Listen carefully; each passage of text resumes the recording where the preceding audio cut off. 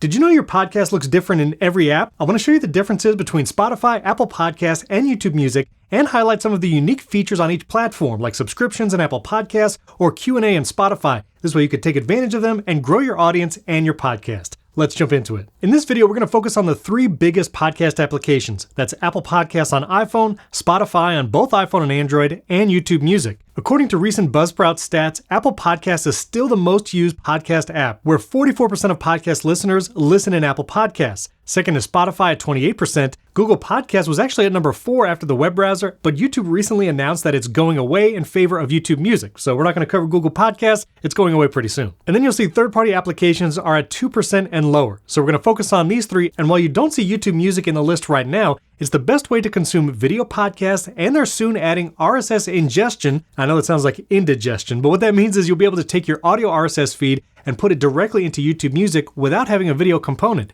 That's coming soon, and when it does, it's probably going to be the number 3 or higher podcast listening app. So let's take a look at some of the similarities. I'm going to open Apple Podcasts here on my iPhone and Spotify on this Android device. Let's look at the same podcast in both platforms. Here is SmartList, one of the top podcasts here in the US. This is what it looks like in Apple Podcast and here on Spotify. Podcast artwork is a big deal. That's why you see it showed prominently here at the top of both applications. Trailers is also an important part of your show. Here in the Spotify app, your trailer actually is highlighted right here at the top, which is nice. On Apple Podcasts, you do have to scroll down, and then you can have multiple trailers listed below, but I think it's less discoverable. Both Apple Podcasts and Spotify do support custom episode artwork, so you can have a different image for every episode of your show. And you can see they both surface that custom episode artwork right there at the top of a new show. Both applications have show notes, places where you can write descriptions and link to other places, like social media links or to support your show on something like Patreon. And both applications support podcast chapters inside specific episodes. If I start playing an episode here in Apple Podcast, you can see I can expand the chapters and navigate the episode by topic, jumping to that timestamp in the episode. Here in Spotify, once you start playing an episode, you can scroll down and then you'll see the chapters here at the very bottom. You can expand and then browse all of them throughout the episode.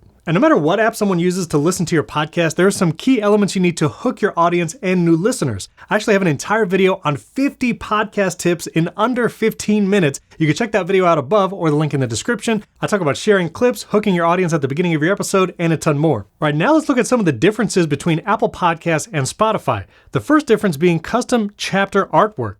If you have custom chapter artwork as part of your show, Apple Podcast displays that artwork prominently here on the now playing screen. Here in Spotify, while you can jump to that chapter, it does not show the custom chapter artwork. It still stays on the episode artwork here on the top. If you would like to start adding chapter artwork to your podcast, there's a great free application for the Mac called Forecast. We'll put a link down in the video description. You can add that custom chapter artwork as well as episode artwork in your podcast host. Another key difference and in favor of Apple Podcast is subscriptions. You can offer paid subscriptions either to bonus content, early access, or ad-free right in the Apple Podcast app. And then they can do that right here in Podcast. You'll see here on the SmartList show, you can subscribe to Wondery Plus right here in Apple Podcasts. It's a quick sign-up process, hit subscribe, and now someone is paying for your content. Here in Spotify, you don't have that kind of tight subscription integration. You would have to point someone to something like Patreon or Memberful. Also, another key difference is Apple Podcasts is an app dedicated for podcasts. When you open Spotify, there's a lot of music content, and Spotify is adding things like video clips and other features on the homepage that people can scroll through. That means someone going into the Apple Podcasts app is there just to listen to podcasts. And Apple Podcasts does a great job at discovery. So people who listen to shows like yours might see your show in the You Might Like section right here on the first tab. There's also a great browse section where they highlight new content, and you can even submit your podcast to be featured in the new and noteworthy. If you want to submit your show to be featured in Apple Podcasts, there's a link for that. We'll put it down in the description. You can check it out there. And so not only is podcast discovery better in Apple Podcasts, you can also upload custom show art so it looks nice. It's not just the square artwork that you would see in something like Spotify.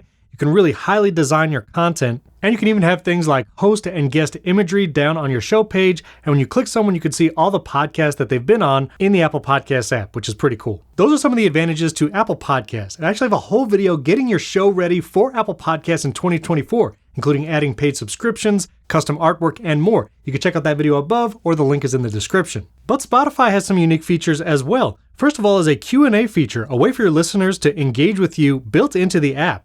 You'll see whenever someone's listening to an episode, there's a Q&A feature here, and someone can type a Q&A or comment right here on the episode. And then here in the Spotify for Podcasters website, we'll put a link to this in the video description, you can go to the Interact tab under your show, and you can actually see the Q&A questions that people have submitted right there in the Spotify app. You can publish comments so they're viewable by everyone in the Spotify app, and then of course you can reply to these comments here in the dashboard. The second advantage Spotify has is a lot of people use it to listen to music. It's actually more popular than Apple Music worldwide. And so the fact that podcasts are right in the same app as music, there's a greater chance someone might stumble upon your podcast. And if someone searches, it's searching both music and podcasts. And of course, someone can just browse podcasts if they choose. Well, it does mean people aren't specifically looking for podcasts. They might stumble upon it, which is good. Also, if you host your show on Spotify, you can add a video component that's viewable in the Spotify app in the same podcast show. You don't have to have a separate RSS feed for video like you would with Apple Podcasts. And lastly, Spotify is available on both Android and iPhone. While Apple does have an Apple Music app for Android, for some reason they have not done the Apple Podcasts app for Android, so you can only reach iPhone listeners in Apple Podcasts. Spotify is cross-platform, you can have it on both. So those are the big two, Apple Podcasts and Spotify. But YouTube Music is coming soon and is probably going to rival both of these in popularity. Right now, the only way to get your show into YouTube Music is to have a YouTube channel where you're uploading videos and adding them to a playlist. But once you do that, YouTube does give you the ability to upload custom podcast artwork, and then you can have your episodes here in YouTube Music. YouTube Music is available on both Android and iPhone, but you do have to upload a video component and have a YouTube channel with a playlist marked specifically as a podcast in order to get your show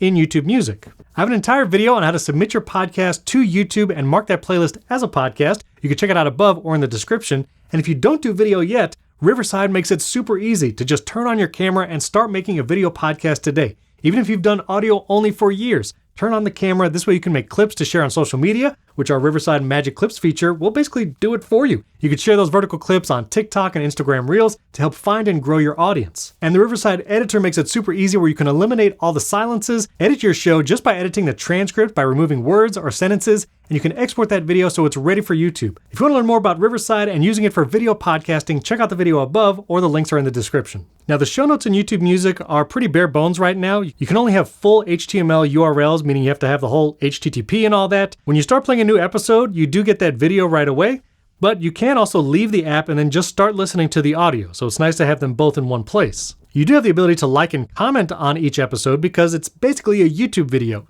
Again, you can flip into audio only mode, which is really cool if you're going to go in the car and you don't want to use the bandwidth or you're just listening. And again, YouTube is very good at discovery, and so you'll see a related tab down here, and I imagine they'll probably surface similar podcasts once they start ingesting RSS feeds. So I would recommend starting to get your podcast in YouTube Music right now, and then eventually when they add RSS integration, that means you'll be able to submit your RSS feed to YouTube Music and have the audio version of your podcast here. Then we're going to cover all of that in depth. I'll tell you what you can do, like chapters, artwork, and all of that right here on the channel. So don't forget to subscribe to the Riverside channel, hit the like button, and if you have any questions on hosting your podcast or getting it in Apple Podcasts or Spotify, drop a comment below. I answer all those comments there. And if you want to get your podcast ready for 2024 in Apple Podcasts, check out this video above. I go through the entire walkthrough of the Apple Podcast dashboard for creators. And again, if you have any questions, drop them in the comments below. Thanks for tuning in. We'll catch you in the next video.